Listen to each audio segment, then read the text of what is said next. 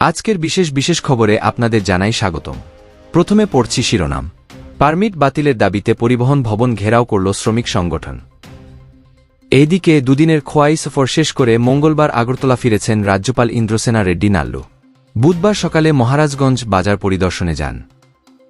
২১ ফেব্রুয়ারি বাঙালির কাছে চিরপ্রেরণার প্রতীক। বুধবার রাজ্য জুড়ে পালন করা হয় আন্তর্জাতিক মাতৃভাষা দিবস এবং বিশাল শুভযাত্রা। প্রাকৃতিক দুর্যোগকে উপেক্ষা করে মন্নের উৎসব ৪২তম আগরতলা বইমেলার শুভ উদ্বোধন। ধর্মনগরের রেল স্টেশন থেকে অযোধ্যার রামলালার উদ্দেশ্যে রওনা হল আস্থা বিশেষ ট্রেন।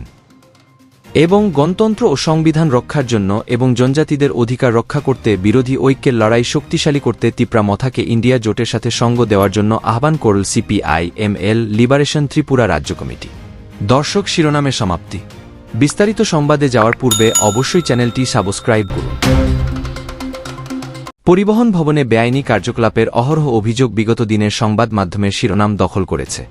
এবার এই বেআইনি কার্যকলাপের অভিযোগ তুলেছে রাষ্ট্রবাদী দলের ভক্ত সর্বভারতীয় প্রাইভেট ট্রান্সপোর্ট মহামজদুর সংঘ। বেআইনিভাবে অটোর পারমিট বিলি করা হচ্ছে বলে অভিযোগ তুলে বুধবার ঘেরাও করে পরিবহন ভবন। সংগঠনের সর্বভারতীয় সভাপতি অসীম দত্তের অভিযোগ, এসটি বোর্ডের মেম্বার স্বপন তালুকদার চেয়ারম্যান না থাকা সত্ত্বেও বেআইনিভাবে মোটা অঙ্কের বিনিময়ে পারমিট বিলি করে চলেছেন। মঙ্গলবার তারা জানতে পারে স্বপন তালুকদারের নেতৃত্বে একটি বৈঠক বসেছে। খবর শুনে এসে দেখে তিনি পালিয়ে যাচ্ছেন।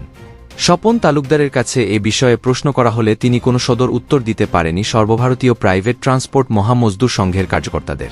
এবং উনার বিরুদ্ধে আরও অভিযোগ, এসটি বোর্ডের চেয়ারম্যান পদত্যাগ করার পরও কমিটি বর্তমানে রয়ে গেছে এবং কমিটির পক্ষ থেকে বেআইনিভাবে এ ধরনের কার্যকলাপ চালিয়ে যাচ্ছে বলে অভিযোগ তুলেন তিনি।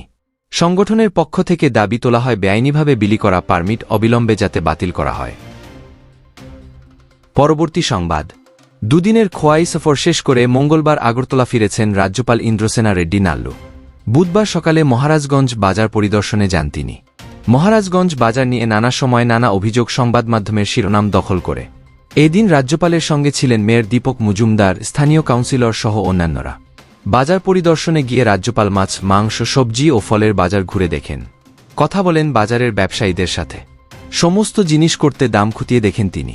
পাশাপাশি তিনি বাজার করেন। পরবর্তী সময়ে সংবাদ মাধ্যমের কর্মীদের মুখোমুখি হয়ে বলেন তিনি মহারাজগঞ্জ বাজারে প্রথম এসেছেন। এটি রাজ্যের অন্যতম প্রধান বাজার। এদিন বাজারে এসে তিনি প্রত্যক্ষ করেছেন কিভাবে কেনাবেচা চলছে। তিনি ক্রেতাদের উদ্দেশ্যে বলেন বাজারে এসে খাবার ক্রয় করার ক্ষেত্রে যাতে কেউ চিন্তা না করে, সমস্ত কিছু খাওয়ার প্রয়োজন রয়েছে। রাজ্যপাল পরিদর্শনে যাওয়ার পর এই দিন বাজার কমিটির পক্ষ থেকে সম্বর্ধনা জানানো হয় এবং বাজারের স্বার্থে বিভিন্ন বিষয় নিয়ে আলোচনা হয়। পরবর্তী সংবাদ। ২১ ফেব্রুয়ারি বাঙালির কাছে চিরপ্রেরণার প্রতীক। বুধবার রাজ্য জুড়ে পালন করা হয় আন্তর্জাতিক মাতৃভাষা দিবস। গোটা বিশ্বের সাথে আগরতলায় বাংলাদেশ সহকারী হাই কমিশন, তথ্য সংস্কৃতি দপ্তর ও শিক্ষা দপ্তরের যৌথ উদ্যোগে আন্তর্জাতিক মাতৃভাষা দিবস উপলক্ষে এই দিন আগরতলা শহরে এক বর্ণাঢ্য শোভাযাত্রার আয়োজন করা হয়। আগরতলা টাউন হলের সামনে থেকে শুরু হয় এই শোভাযাত্রা। এই বর্ণাঢ্য শোভাযাত্রা রাজধানীর বিভিন্ন রাস্তা পরিক্রমা করে। আগরতলা শহরের বিভিন্ন রাস্তা পরিক্রমা করে এই বর্ণাঢ্য শোভাযাত্রা পুনরায় আগরতলা টাউন হলের সামনে গিয়ে শেষ হয়। সেখানে অস্থায়ী শহীদ বেদিতে ফুল দিয়ে ভাষা আন্দোলনের শহীদদের প্রতি শ্রদ্ধা নিবেদন করেন সকলে। উপস্থিত ছিলেন আগরতলাস্থিত বাংলাদেশ সহকারী হাই কমিশন অফিসের সহকারী হাই কমিশনার মোহাম্মদ আরিফ, শিক্ষা দপ্তরের সচিব রাভেল হেরেন্দ্র কুমার সহ অন্যান্যরা। আগরতলাস্থিত বাংলাদেশ সহকারী হাই কমিশন অফিসের সহকারী হাই কমিশনার মোহাম্মদ আরিফ সাংবাদিকদের মুখোমুখি হয়ে জানান ২১ ফেব্রুয়ারি মহান শহীদ দিবস ও আন্তর্জাতিক মাতৃভাষা দিবস। ১৯৫২ সালের ২১ ফেব্রুয়ারি মাতৃভাষার মর্যাদা রক্ষা করার জন্য সালাম, বরকত, রফিক, শফিউল, জব্বার সহ আরও অনেকে ভাষার জন্য যারা আত্মত্যাগ করেছেন সকলকে শ্রদ্ধার সাথে স্মরণ করেন। ২০০০ সাল থেকে বিশ্বের সকল দেশ ২১ ফেব্রুয়ারি দিনটিকে আন্তর্জাতিক মাতৃভাষা দিবস হিসাবে পালন করা হয়। শিক্ষা দপ্তরের সচিব রাভেল হেরেন্দ্র কুমার জানান ভারতে বিভিন্ন ভাষাভাষীর লোকের বসবাস। সকলকে একসাথে বসবাস করতে হবে, নিজেদের সংস্কৃতিকে রক্ষা করতে হবে। আন্তর্জাতিক ভাষা দিবসে এই বার্তা সকলের উদ্দেশ্যে দেন। এই দিনের বর্ণাঢ্য শোভাযাত্রায় রাজধানীর বিভিন্ন বিদ্যালয়ের ছাত্রছাত্রী, শিক্ষক শিক্ষিকা সহ অন্যান্য দপ্তরের কর্মী। পরবর্তী সংবাদ। প্রাকৃতিক দুর্যোগকে উপেক্ষা করে মন্নের উৎসব ৪২তম আগরতলা বইমেলার শুভ উদ্বোধন হয় বুধবার। আগরতলা স্থিত হাপানিয়া আন্তর্জাতিক মেলা প্রাঙ্গণে আনন্দঘন অনুষ্ঠানের মধ্য দিয়ে ঐতিহাসিক বইমেলার শুভ উদ্বোধন করেন মুখ্যমন্ত্রী ডাক্তার মানিক সাহা। অনুষ্ঠানে মুখ্যমন্ত্রী ডিজিটাল যুগেও বইয়ের কদর তুলে ধরেন। মুখ্যমন্ত্রী ডা মানিক সাহা বক্তব্য রেখে বলেন, বইয়ের আজও অনেক রয়েছে।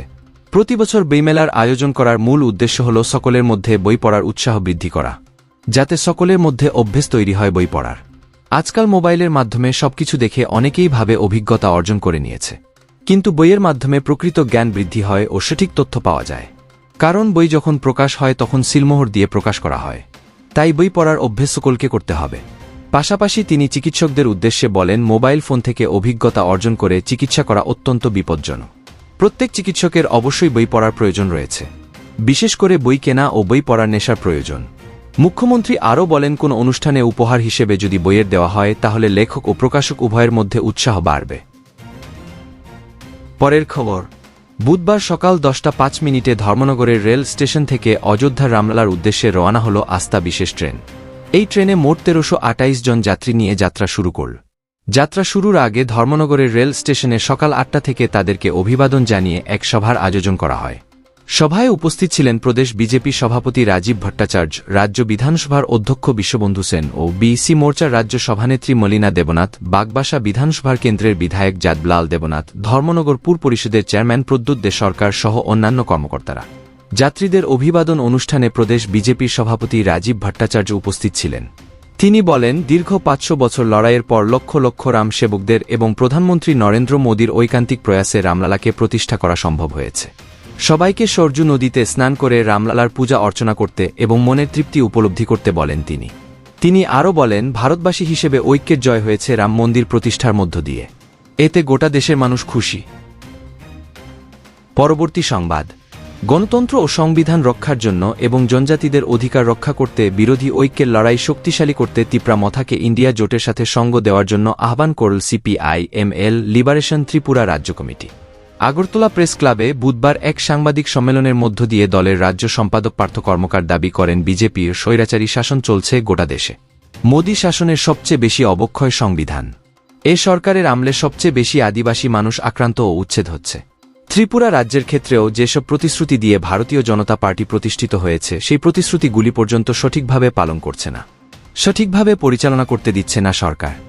এডিসির বাজেটের টাকা আটকে রাখছে, ফলে কর্মচারীদের সঠিকভাবে বেতন পর্যন্ত হচ্ছে না। এডিসির সঙ্গে বিমাতৃ সুলভ আচরণ করছে সরকার। সুতরাং এই স্বায়ত্তশাসিত সংস্থাগুলি আজ আক্রমণের মুখে। এর বিরুদ্ধে এডিসির শাসন ক্ষমতায় থাকা তিপ্রা মথা লড়াই করছে না, কিন্তু তিপ্রা মথা গত বিধানসভা নির্বাচনে বিজেপির বিরুদ্ধে লড়াই করে প্রধান বিরোধী দল হয়েছে। প্রধান বিরোধী দল হলেও বিরোধী দলের ভূমিকা কারা পালন করছে না। আজকের বিশেষ খবরের সমাপ্তি।